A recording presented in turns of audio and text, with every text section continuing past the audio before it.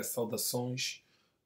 Em primeiro lugar, queria agradecer a todos vocês que continuam a tirar parte do vosso tempo para acompanhar esses episódios da rúbrica ahm, Silêncio 77, que é uma rúbrica que eu faço. Estou a fazer 27 vídeos e que estamos a fazer porque tem apoio de muitos manos a falar daquilo que foi o genocídio do 27 de maio, os acontecimentos do 27 de maio, porque é uma data pela qual morreram pessoas da nossa terra, muitos daqueles que se esbateram para a independência de Angola, muitos daqueles que entraram para as matas muito jovens, e o número maior das pessoas que morreram no 27 de maio foram jovens. Hoje nós temos todo tipo de dificuldades como juventude angolana, até se impor nos chamam de rebelde.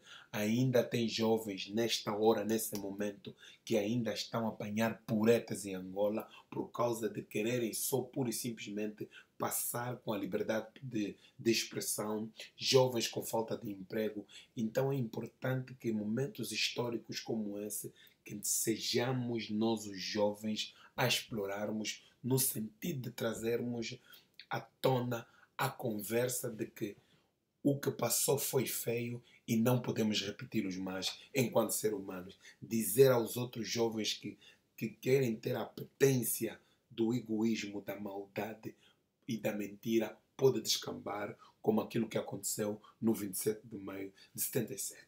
Claro que muitos episódios que aconteceram no 27 de maio de 77, quer as torturas e quer as matanças, houve testemunhas. Hoje eu vou trazer aqui duas vozes para, em pequenos minutos, também vamos ouvir o que é que eles têm a dizer da sua impressão. Todos nós conhecemos o diretor do Folha 8 e conhecemos os seus pronunciamentos sobre o 27 de maio. Esteve preso no 27 de maio William Toné, ainda muito jovem, ainda muito, mas muito jovem. Um, Perdeu três tios, um deles foi enterrado com vida, conhece bem a história, é um dos grandes homens da resistência e que nós temos em Angola. Vamos ouvir um bocado daquilo que ele disse num dos vídeos editados que eu encontrei para poder trazer aqui. África, depois de uma independência, uma das maiores chacinas seletivas do ponto de vista ideológico. E foi para acabar a liberdade de pensamento e de expressão. Os números são dispares. Eu não me repugna falar em mais de 60 mil ou um número próximo dos 80 mil assassinatos. Porque aqueles que foram os algozes, aqueles que dirigiram a chacina, nunca estiveram preocupados na quantidade. Bastava que alguém dissesse que aquele indivíduo talvez, penso que, para ser imediatamente preso. Ouvimos aí William Toné e ele, nessa sua apresentação, fala de números, os 60 mil e 80 mil. Então, portanto, esta é uma entrevista que o William Toné deu alguns anos atrás. Estamos a falar, foi no ano de 2000, foi em maio, foi em 27 de maio de 2012. E fomos buscar isso para vermos só o quanto tem sido doloroso essa caminhada, esse sofrimento sobre a falta de não querer se fazer justiça ou reconciliação no seu todo, porque seria importante que as pessoas sentassem e que fôssemos capazes, todos nós, de conversarmos como nação sobre esse assunto que ainda hoje a muitos de nós nos interessa. Portanto, ouvimos ali o depoimento de William Toné e nós vamos ir buscar mais outro mais velho também que esteve presente nessa situação e que passou situações muito, mas muito dolorosas também no 27 de maio, foi o José Júlio. José Júlio é um homem da 9ª Brigada. A 9ª Brigada foi um dos batalhões das Fápulas, naquele tempo ainda eram as Fápulas, Forças de Libertações do MPLA. Meu pai também foi das Fápulas. A 9ª Brigada foi a mais visada. Tanto é que o batalhão da 9ª Brigada foram presos e muitas das pessoas que foram presas no batalhão da 9ª Brigada foram encaminhados para o Mochico. E ali no Mochico morreu muita gente. Isso é outra coisa também que tem que se discutir, tem que se falar abertamente. Ninguém pode nos deixar sem que a gente converse sobre esse assunto. Sim. Então, é importante que a gente fale sobre esses pontos. É importante que a gente fale desse ponto. Desculpa, estava só aqui a tentar ouvir o José Júlio. É importante que a gente fale desse ponto porque foram assuntos que muita gente sabe em detalhes, principalmente nós, a nova geração.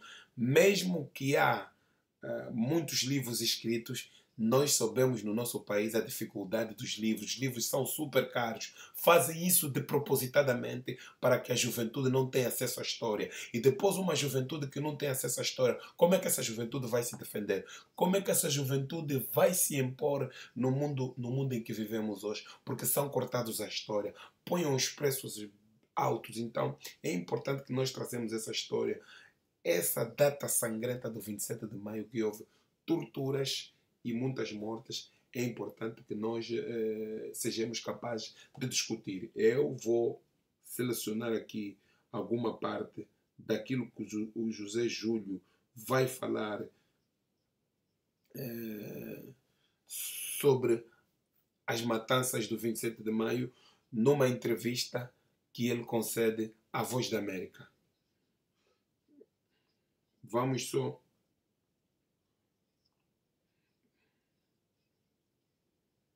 Vamos ouvir só o quanto é importante a gente termos noção de tortura. E José Júlio, eu vou pôr aí embaixo o link dessa sua entrevista do ano passado. Exatamente. Vamos só ouvir José Júlio um pouco, já está selecionado. José Júlio vai começar já. Exato. Eu fui preso por pertencer à 9ª Brigada de Infantaria Motorizada. Sim. Tinha eu, no ano 77, 17 anos de idade, 18 por fazer. Sim. E porquê é que foi preso por pertencer a essa brigada? O que é que essa brigada estava ao lado do Nito Alves, era? Foi a brigada muito mais visada, a 9ª Brigada, a 9ª Brigada, foi a brigada muito visada.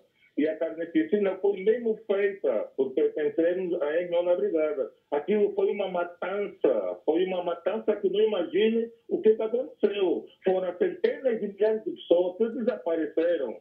Bastava ter contato com alguém que participou no fracassado levantamento militar, eu assim que chamo, mas na carnificina de 27 de maio, bastava conversar com alguém que de facto realmente tivera participado ou antes dessa mesma manifestação, conversar com alguém, se algum elemento diz a polícia secreta do MPLA, para perceber, era suficiente para você desaparecer fisicamente. E como é que te matavam? Como é que eras morto? Eras agarrado primeiro, torturado, mas é tortura mesmo de verdade. E nem o tempo da PIDE a gente via, se bem que eu era criança, né? Mas meu pai contava como é que a PIDE matava. O meu pai também foi preso em 27 de maio de 71, só que ele não morreu. Por isso é que eu também não morri. Mas o que me foi feito foi o seguinte: agarraram-me, levaram. Um momento só, vamos voltar com o José Júlio. Estava ele a explicar o que foi feito naquele dia e nós tínhamos ficado por aqui, mas eu vou voltar a trazer a voz do Mano José Júlio, que foi, naquela altura que ele foi Não, para preso. a cadeia de São Paulo, Sim. tiraram uma roupa, despiram-me, uma corda, eles tinham lá uma corda de nylon, mas várias cordas, essas cordas que apareceram naquele rolo que apareceu na cadeia de São Paulo, as cordas todas acabaram naquele mesmo momento por terem amarrado os nossos irmãos angolanos.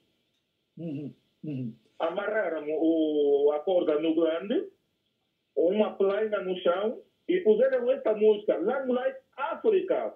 Batiam com a correia de 21, correia, dos 22 dos meios volantes, Sim. surravam e você ficava aí a saltitar de um lado para o outro e rir-se. Que barbaridade, mas que barbaridade esses homens, pá. Uhum. Eram piores que os filhos, pá. Ouvimos um relato de mais um angolano, José Júlio, que é sobrevivente do 27 de maio, e esta entrevista de José Júlio foi no 27 de maio de 2019. Portanto, isto é só para trazer, manos e manas, para reforçar aquilo que nós viemos a dizer. Se nós queremos realmente criar um país que quer seguir para outros caminhos, nós não podemos mais, depois desses erros que se cometeram aí graves, e muitas das pessoas que na altura do 27 de maio, como o próprio presidente da República, eram jovens e estavam presentes, viram amigos seus e pessoas chegadas suas a partirem. Hoje na República de Angola, depois do José Eduardo dos Santos, que nós lutamos muito, tínhamos uma expectativa que a liberdade de expressão ia dar sinais de expressão muito fortes. Até porque não fomos só nós que confiamos no presidente João Lourenço, o mundo confiou. Esse que é atual primeiro-ministro na Inglaterra falou que o presidente João Lourenço, um dos passos mais fortes dele é melhorar as condições dos direitos humanos em Angola. Foi tudo. Mas é pior porque temos jovens a serem perseguidos nesse preciso momento. Temos pessoas detidas em condições arbitrárias. Temos jovens a serem perseguidos e a coisa continua. E José Júlio nos fala daquilo que lhes aconteceu há 43 anos atrás, dando-nos a impressão que estamos a caminho disso novamente. Portanto, é importante que eu trouxesse quer o José Júlio e quer o William Toné com esses seus pequenos depoimentos para trazermos então uma reflexão para a gente parar em casa e refletir entre nós sobre esse silêncio 77. Foi por causa de muito estudar essa situação do 27 de maio é que quando eu vejo manos angolanos, nossos irmãos detidos em Angola a serem perseguidos, nós não caramos, nós não dormimos, começamos a fazer carta, trabalhamos e chateamos as pessoas e batemos a porta para que vão lhes dizer que estão a violar os direitos humanos. Portanto, é mais uma matéria para nossa reflexão, é mais uma matéria não para um punchline, não para que seja uma coisa que as pessoas falam que foi um grande trabalho. Não, é por e simples uma matéria para que nós ouvimos estes dois bocados, o silêncio, e para nós refletir que, afinal de contas, temos um papel preponderante a jogar na nossa sociedade e quando ficamos em silêncio, então estamos a fazer nada mais, nada menos do que a negar a vida naqueles que não têm. Portanto, família, saudações, estamos juntos, continuem a acompanhar e este vídeo é o número 5, vai ser o número 5 e vai ficar aí na página para você ver. Estamos juntos, subscreva. Até lá, saudações, Mano Gica Tetembo. Obrigado.